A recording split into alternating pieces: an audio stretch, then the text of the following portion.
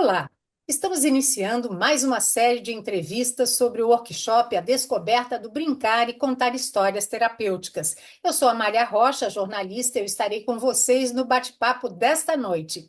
Nós vamos explorar a interseção entre o brincar e contar histórias como ferramentas terapêuticas na saúde e educação.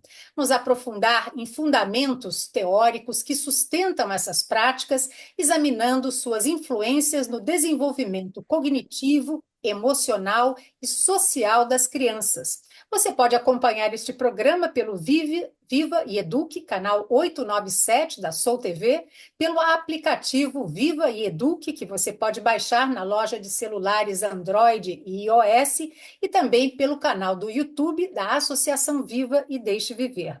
O tema da nossa entrevista de hoje é a cultura como remédio, perspectivas terapêuticas na educação. E para falar sobre esse assunto, nós convidamos a médica Priscila Duprá, formada pela Universidade Federal do Triângulo Mineiro, com residência em pediatria e neonatologia.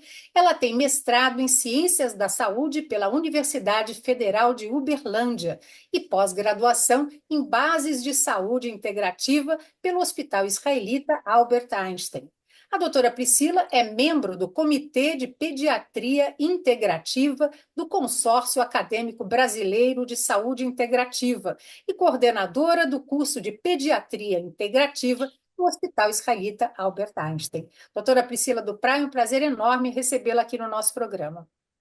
Obrigada, Amália, eu que agradeço. Doutora Priscila, vamos começar falando sobre cultura de uma maneira geral. A cultura, quando utilizada de maneira terapêutica, ela pode ser uma força transformadora nos ambientes educacionais? Sim, com certeza. A cultura, a contação de história, toda essa parte em volta do brincar é muito importante dentro do ambiente escolar, né? A criança, ela tem o seu desenvolvimento através do brincar, né? Através desse contato com a cultura e, inclusive, quando a gente fala sobre pediatria integrativa, ensina para os pediatras como é importante entender a cultura em que a criança está inserida, porque isso vai fazer muita diferença para o comportamento, tanto de saúde como de desenvolvimento dessa criança, dessa família. Então, a cultura deve ser abordada em todos os ambientes, tanto na escola quanto dentro do consultório também, porque ela fala da pessoa, do desenvolvimento dela como indivíduo e vai trazer características únicas dela de acordo com a cultura que ela está inserida também. E a integração consciente de elementos culturais pode funcionar como remédio para promover o bem-estar emocional e cognitivo dos alunos? Sim, é muito importante ter esse contato e, inclusive, eu vejo as escolas perdendo um pouco esse contato, né, ultimamente, dos ambientes culturais, dos eventos culturais, que antigamente a gente tinha mais contato, falar, contar histórias que são do nosso folclore, que advém da nossa cultura brasileira, por exemplo. Eu vejo que isso tem se perdido na educação atual e sendo menos fomentado, né? E como isso é importante, né? Nossa cultura, nossa identidade. E isso é importante para o desenvolvimento da criança e ela aprende através dessas histórias, através desses contos folclóricos. Quase todos eles têm emoções que são passadas através deles, comportamentos que são passados através deles. E através desse momento inserido, né, dentro da educação, eu vejo que a criança constrói também ainda mais esse senso de pertencimento com a nossa cultura, que é só nosso, né? Que vem da nossa cultura, do nosso folclore, por exemplo. Então, tudo isso é capaz de reduzir a ansiedade, depressão e outros problemas emocionais das crianças e adolescentes? Sim, a arte, né, como um todo, ela faz parte do desenvolvimento do ser humano. E aqui no Ocidente a gente deixa isso do contato da infância. A antroposofia, por exemplo, que é uma linha de raciocínio médico alemão, ele traz muito isso. Na verdade, a arte ela está dentro do nosso plano de cuidado para aquela criança. Tem tem eventos de artes e terapias, por exemplo, que vai ter mais de acordo com o temperamento daquela criança. Então, uma criança que ela é mais sanguínea, né? Uma criança tem um temperamento que é mais imaginativo. Ela vai precisar de terapias que elas são mais aterradoras, por exemplo, que são terapias manuais, terapias trabalhar com artesanato, com barro, com argila. Crianças que são mais rígidas, que têm mais dificuldade de lidar com as mudanças, elas precisam de terapias que elas são mais leves, como o caso da dança, a pintura em aquarela, né, que a tinta se espalha. Então, para as medicinas tradicionais do Oriente e a alemã, no caso da antroposofia, a gente vai ter terapia, inclusive, dedicada para cada temperamento e para cada sentimento que está com aquela criança naquele momento. Terapias que são desenvolvidas para melhorar a ansiedade, então, para desenvolver todo esse processo e até realmente ter ação terapêutica mesmo no cuidado da criança. Então, é importante observar cada indivíduo como único, né? Sim. A educação Waldorf, ela traz muito isso que vem da antroposofia. Ela traz essa arte, essa educação de acordo com o temperamento daquela criança. Então, tem terapias, né, propostas de atividades que elas vão ser coletivas, mas tem atividades que aquela criança vai fazer de acordo com o temperamento dela dentro da escola. Fora que são escolas que são muito voltadas para o cotidiano, para a criança aprender a lidar com as emoções, aprender a lidar com as capacidades físicas, né? Então, escalar, ter muito contato com a natureza, plantar a própria comida, colher a comida que vai ser servida. Tem um dia da semana que eles fazem pão dentro da escola. Então, a escola tem todo esse processo da construção como atividade para programar a criança para a fase adulta e também como tendo atividades para cada criança de acordo com o seu temperamento. Então, na medicina, a gente tem essa tendência na integrativa de que cada ser humano é único, não dá para a gente colocar todo mundo dentro da mesma caixinha do protocolo, e a educação precisa caminhar para isso, porque cada criança é única e ela vai aprender de uma forma diferente, ela vai precisar de atenção e até terapias, artes, atividades que vão ser únicas para ela. Com certeza. E a arte, ela pode ser usada, então, como uma forma preventiva também de apoio emocional em crianças que estão em ambientes assim mais estressantes, desafiadores? Sim, com certeza, porque vários momentos de arte terapia, né? Então, desenhar, pintar, fazer, trabalhar com argila, cerâmica. Na antroposofia tem o simples fato de desenhar o oito, né? Que é a lemniscata, que é o número do universo, que só esse processo é terapêutico, porque a gente, enquanto a gente está desenhando o oito ali, que é aquele símbolo do universo, é como se a gente regulasse a nossa respiração com aquele momento de fazer aquele desenho. E com isso, além de estar ali fazendo uma atividade prazerosa, a gente está reduzindo a nossa respiração, a gente está dedicando a nossa concentração para aquele momento, que é o mindfulness, né, que é uma meditação associada ao processo terapêutico. E tudo isso faz com que a gente reduza o nosso ritmo, que é uma das causas principais de adoecimentos da modernidade, né? A aceleração, o tanto de coisa que a gente faz ao mesmo tempo, e como essa respiração, essa concentração. A meditação também já tem vários estudos trazendo como é importante para o desenvolvimento do córtex frontal, que é a parte do cérebro que é responsável pela inteligência, pela regulação das emoções. Então, ter esse ambiente diário de terapia artística, com certeza vai trazer vários benefícios para as emoções da criança e a regulação desse estresse do dia a dia. Inclusive, falando de arte-terapia, tudo isso que você acabou de falar ajuda também crianças que têm déficit de atenção? Esse é um problema sério hoje em dia pelo exagero de informação e o uso muito de novas tecnologias, não é verdade? Sim, sim. Eu até converso muito com colegas e pais se realmente é, tem tanto esse diagnóstico assim, ou se não é o ambiente que a gente vive que propicia que todo mundo esteja assim, né? Não só as crianças, né? Os adultos também antes tinham menos atividades para fazer e tempo específico para aquela atividade. E a gente ter vários estímulos ao mesmo tempo faz com que a chance da gente não concentrar e não acabar de executar todas aquelas tarefas seja muito maior. E com a criança não é diferente. O excesso de telas, o excesso de estímulo e a falta do brincar é muito importante. Então, a arte terapia entra nesse momento de ter concentração, de ligar com aquele ambiente, de estar ali desenvolvendo um desenho, de estar exercendo a criatividade também, porque o excesso de telas, o excesso desses estímulos visuais de desenhos, atividades prontas, a criança também não exerce a criatividade, não exerce essa atenção plena. E isso faz com que ela não exercite o ato de concentrar, porque concentração, isso também é um aprendizado. A gente aprender a focar o nosso cérebro. E com isso as crianças ficam desfocadas, não conseguem sentar, não conseguem esperar. Tudo isso é um processo de aprendizado. E que o mundo moderno, o excesso tecnológico, tem evitado que isso aconteça e prejudicado esse aprendizado. E com isso a gente tem um excesso de crianças diagnosticadas e também medicadas.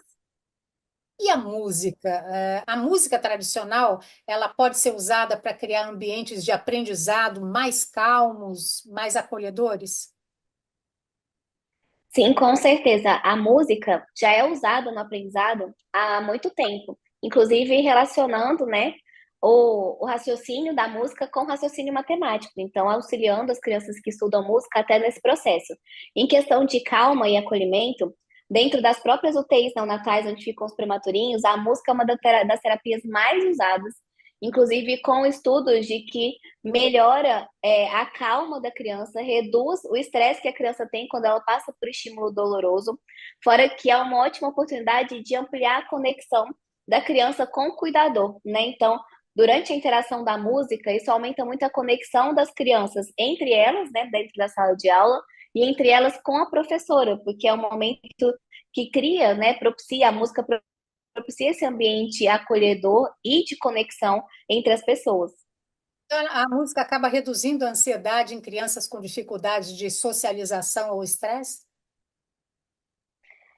Sim, a música, as crianças, igual a gente estava falando, a questão de individualizar, né?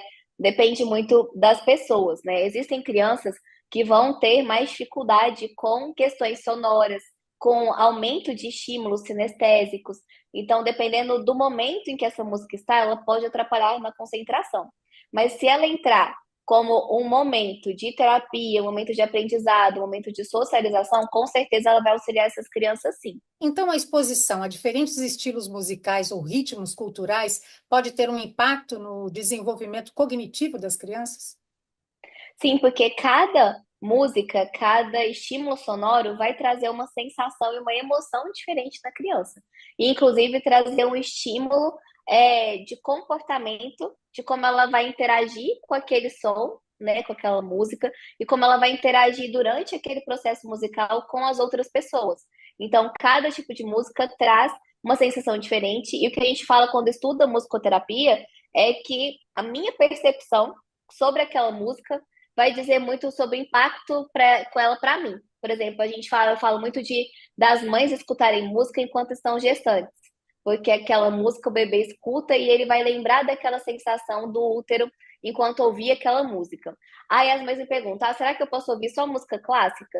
Eu disse, não, depende. Se você escuta rock, você fica feliz escutando rock, seu filho também vai ficar. Mas se você fica feliz escutando música clássica, escute música clássica. Então, o meu gosto musical que vai se desenvolvendo na infância também vai dizer muito sobre o impacto que aquela música vai ter sobre mim. A gente já falou aqui sobre TDAH, mas quais são os benefícios da prática de instrumentos musicais para crianças que têm esse problema? O instrumento musical, e é muito importante identificar, né, se a criança gosta, né, se identifica, ela tem vontade de aprender o instrumento e gosta de música, porque uma criança com TDAH, ela tem dificuldade, né, de ficar parada, de se concentrar. E se ela não gostar daquela atividade, mesmo sendo uma atividade prazerosa e muito benéfica para a saúde, ela não vai se beneficiar dela. Então, primeiro é ver se é uma criança musical e se ela tem aptidão para aquilo, se ela gosta, né, da música ou se ela vai preferir esporte, outra atividade. Se ela gostar da música, a música vai ser muito boa para ela, porque vai ser um processo em que ela vai se concentrar, que ela vai dedicar, né, e que ela vai conseguir focar naquele aprendizado. Isso vai ajudar no treinamento cerebral dela para que ela consiga se acalmar, né, acalmar a mente e concentrar também em outros momentos do dia a dia, como no momento do aprendizado na escola, que é uma questão que as crianças com TDAH têm dificuldade. E quais são as estratégias para envolver os alunos em projetos culturais que tenham um impacto positivo na saúde emocional?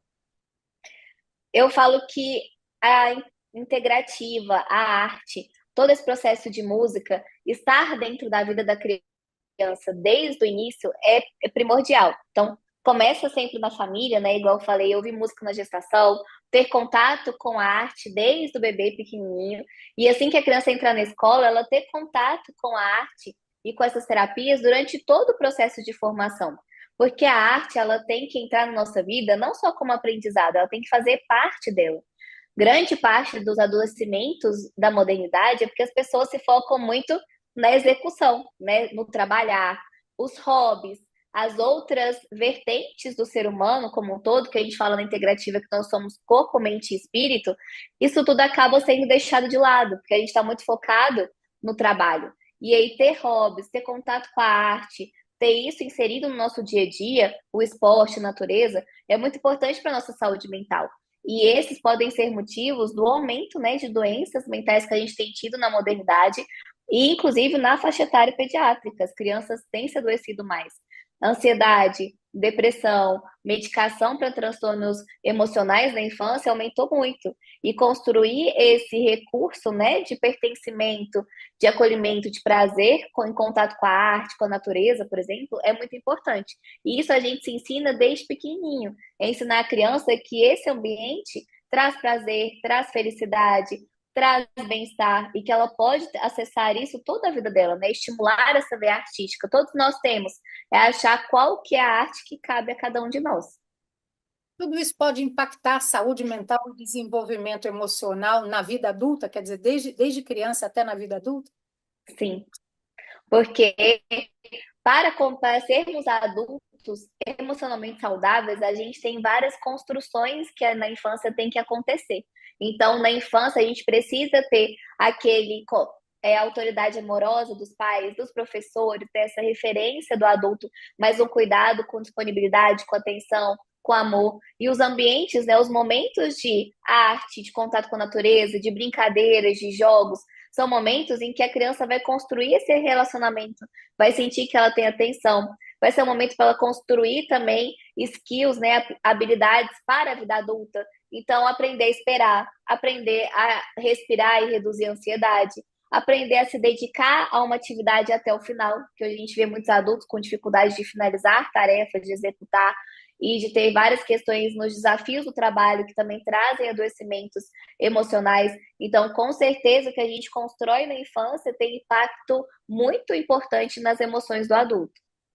Olha só, olha, eu te peço licença, doutora Patrícia, para dar agora um aviso importante e nós voltaremos a conversar daqui a pouquinho, depois do intervalo, tá bom?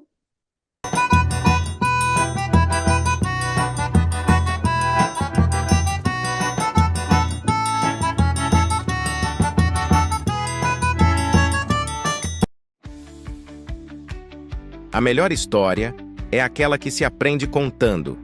Seja um apoiador da associação Viva e Deixe Viver. Acreditamos que o poder de uma boa história é capaz de humanizar as áreas da saúde e educação. Acesse o nosso site e venha promover o hábito da leitura, cultura, lúdico e criativo. Colabore com quem promove essas atividades desde 1997. Nós voltamos com um programa de entrevistas sobre o workshop A Descoberta do Brincar e Contar Histórias Terapêuticas. Nós estamos conversando hoje com a doutora Priscila Duprá, coordenadora da Pediatria Integrativa do Hospital Israelita Albert Einstein. Doutora Patrícia, como a contação de histórias pode ser utilizada para ajudar as crianças a lidarem com situações emocionais difíceis? Através das histórias, a criança consegue ter o primeiro vínculo de aprendizado. Eu costumo conversar muito com as famílias que a infância ela vai simular vários momentos da vida adulta, né? Cabe a nós ensinar a criança a atividade que ela vai praticar na vida adulta. E as emoções faz parte disso, né? Como é importante a gente ensinar a criança a entender qual emoção que ela está sentindo e o que ela vai fazer com essa emoção, porque sentir é normal. É a gente explodir, jogar as coisas no chão, é que não pode acontecer na vida adulta, que a gente tem que ensinar a criança a como lidar com essas emoções.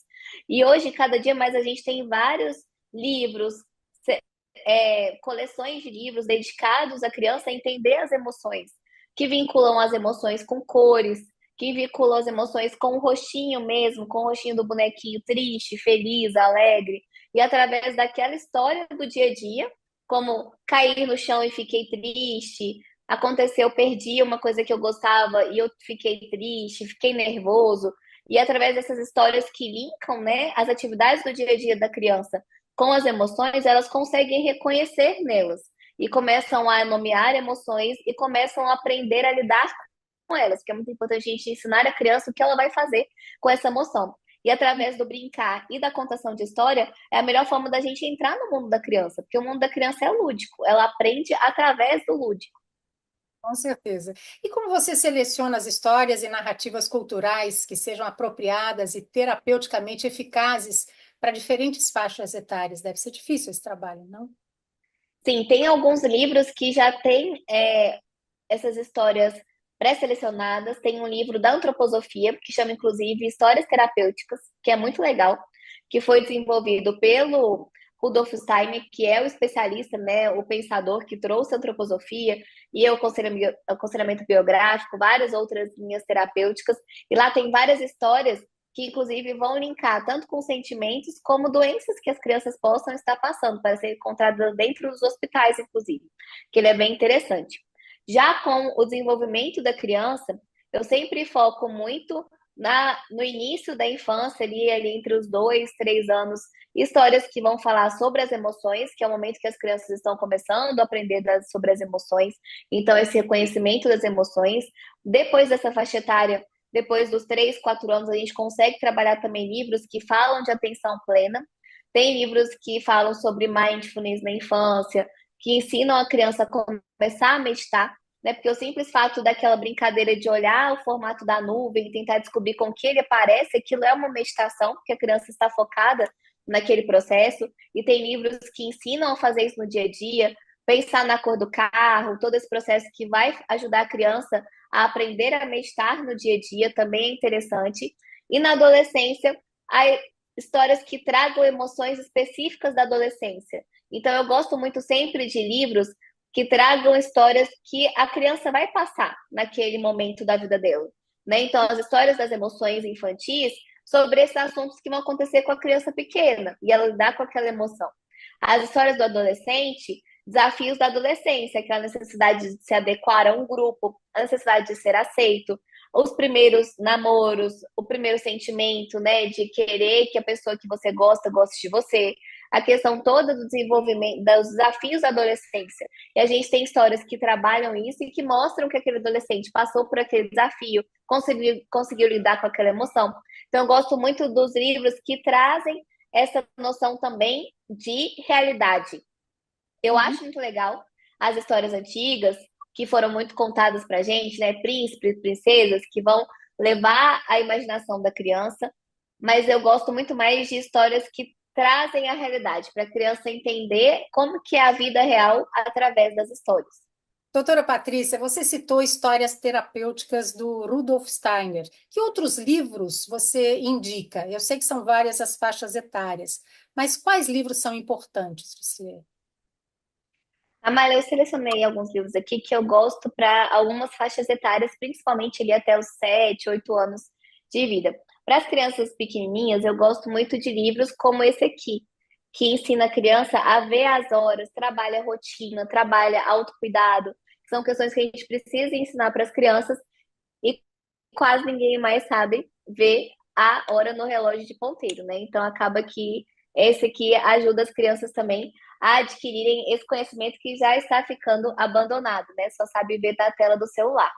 Outros livros que eu gosto muito para as crianças pequenininhas são livros que vão ensinar elas a fazerem coisas do dia a dia, como escovar os dentes, né? Então, esse aqui a criança ela pode olhar aqui no espelho, escovar o dente, como o jacaré. Também que ensina sobre as cores e as texturas, que são muito importantes para as crianças pequenininhas. Então, livros que vão trazer conhecimento, mas muito também relacionados à rotina, ao autocuidado, às questões que elas precisam aprender a fazer no dia a dia. Para as crianças maiores, eu já gosto mais dos livros que trabalham as emoções e ajudam na prática meditativa. Tem esses dois livros, eu gosto muito desse, O Monstro das Cores, que falam das emoções de cada cor, né? Então, coloca o amarelo para tristeza, o vermelho para raiva. Então, contando a historinha no decorrer do processo do monstro, que ele vai sentindo, ele vai mudando de cor, né? Então, trabalhar as emoções com as crianças. E esse livro de Mindfulness para criança, meu primeiro livro de Mindfulness, que ele é muito interessante, que é para as mães construírem, né, os pais lerem e começarem a introduzir o Mindfulness e a meditação do dia a dia da criança. Tá certo. Obrigada aí pelas dicas. Existe uma conexão entre a leitura de histórias culturais e o desenvolvimento da resiliência emocional em crianças? Sim, principalmente quando essas leituras e essas histórias falam sobre essas questões de desafios e as pessoas passarem por esses desafios, frustrações que acontecem no dia a dia. Então, esses livros que têm histórias que trabalham emoções, trabalham frustrações, trabalham desafios, trazem muito isso, né? Que é a antiga jornada do herói, né? Que a gente via muito dos heróis, dos livros antigos.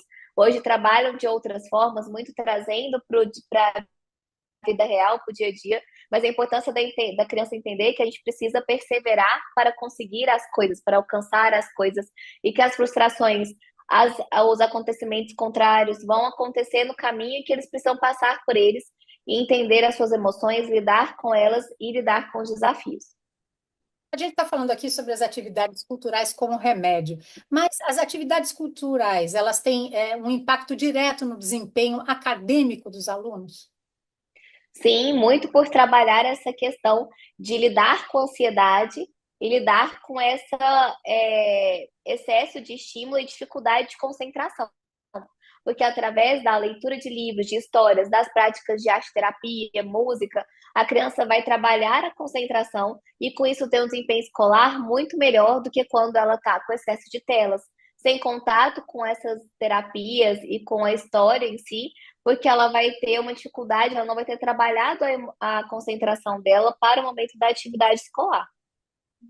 E quais são os desafios que existem para incorporar as práticas culturais como terapêuticas no currículo educacional? Eu vejo que ainda tem preconceito mesmo, dificuldade de entender, principalmente pelas escolas tradicionais, né, escolas que são conteudistas, que batem naquela questão da alfabetização e que cada vez mais nós que estudamos a infância criticamos essa alfabetização precoce, porque esse conhecimento técnico é o mais fácil de ser adquirido.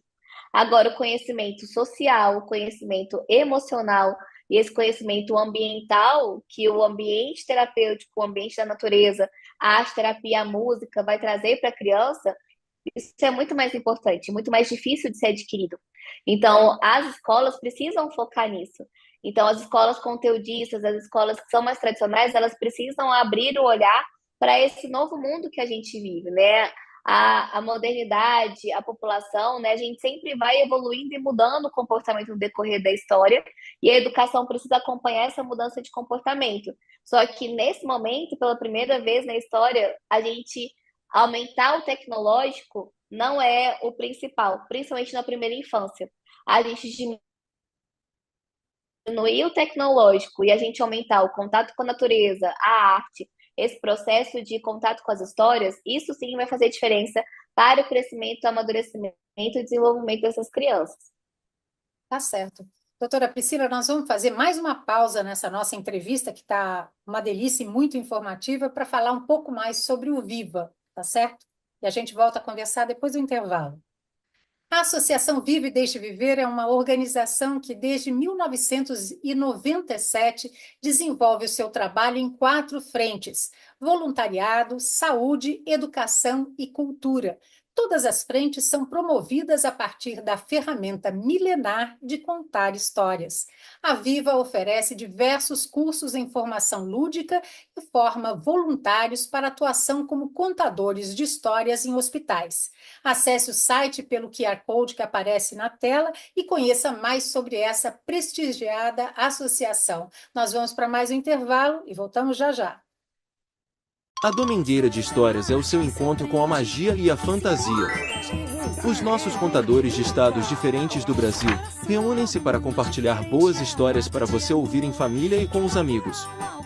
A nossa programação acontece em todo quarto domingo do mês, em nosso canal do YouTube, Associação Viva, às 10 horas da manhã. Vem conferir! E agora é hora de dar tchau. Eu quero ser, contando as histórias que te fazem feliz. Seja conhecendo dinossauros ou princesas, as histórias têm o poder de transformar a vida de uma criança. É o que eu faço em meus livros e o que você também pode fazer sendo voluntário na Viva e Deixe Viver, através da contação, levando educação, cultura e bem-estar para crianças e adolescentes hospitalizados. Para continuar esse trabalho, precisamos da sua ajuda. Seja um contador ou apoiador. Viva e Deixe Viver. O que a gente faz, conta.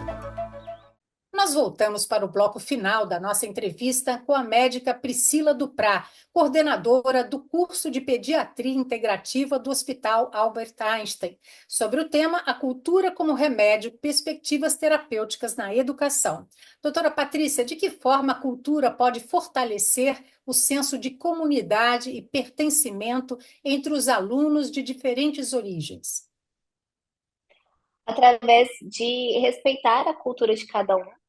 Acho que é muito importante, quando a gente tem crianças de origens culturais diferentes, ter esse espaço para que elas possam trocar, né, o seu ambiente cultural, trocar o que elas trazem, né, da cultura dela. Então, cada vez mais a gente tem tido crianças de culturas, né, e diferentes países no nosso país. Então, como é importante abrir, e nosso país ele é continental, então muitas vezes a gente tem culturas diferentes, de estados diferentes.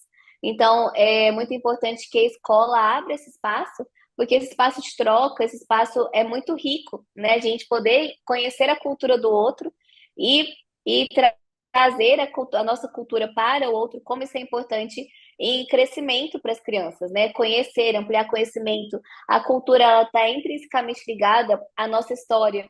Então, através do conhecimento da nossa cultura, também a gente, criança, vai conhecer a nossa história, que é muito importante esse senso de identidade, de acordo em congruência com a nossa história. Então, tudo isso é muito importante para o desenvolvimento. E para a criança entender e aprender sobre respeito, né? Que não é porque a cultura do outro é diferente da minha que eu não vou respeitá-la, que eu não vou respeitar o meu colega. Então, esse ambiente multicultural e que permite que as crianças conheçam a cultura de cada um, isso com certeza vai ajudar as crianças a entenderem as diferenças que a gente tem uns dos outros e como é importante aceitarmos as diferenças uns dos outros. Então, essas atividades culturais, elas acabam promovendo a inclusão e o respeito à diversidade no ambiente escolar. Sim, com certeza. É o momento da gente incluir e dar essa oportunidade, né, do conhecimento da diversidade que nós somos e que as crianças aprendam, né, a conviver nesse ambiente diverso e respeitar as diferenças dos outros. E as atividades culturais, elas também ajudam os alunos a lidarem melhor com dificuldades pessoais ou familiares?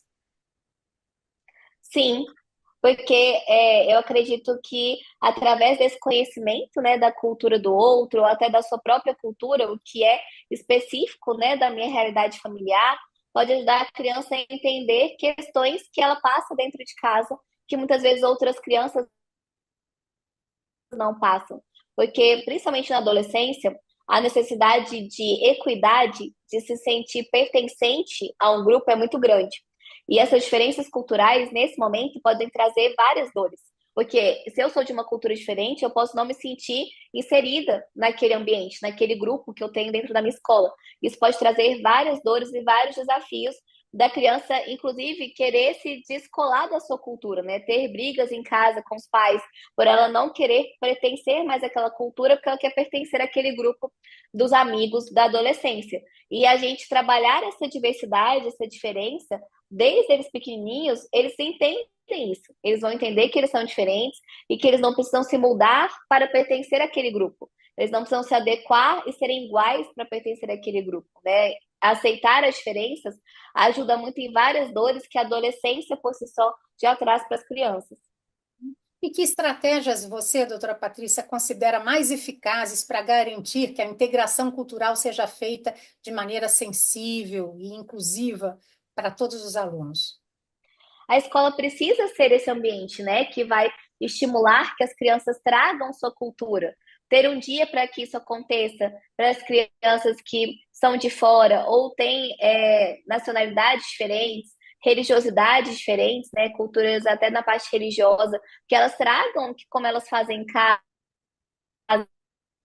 como que a família dela comemora o Natal, por exemplo, porque é diferente de cada religião, como a família dela comemora datas específicas, né, do dia a dia, né, do ano, datas comemorativas, como que eles se alimentam, se é diferente. Então a escola precisa ampliar, né, ser esse ambiente que traz esse conhecimento e que as crianças possam demonstrar a sua diferença e que as outras achem interessante que elas participem também e que elas aceitem isso. Então, que a escola trabalhar essa aceitação da diversidade e entender que essa pluralidade é muito boa, né? Ela só agrega, né? Nós sermos diferentes só agrega, ao invés de afastar as pessoas. Então, a escola precisa ser esse ambiente através de atividades dentro da sala de aula, através de oficinas culturais, que são muito interessantes para cada um trazer a sua cultura.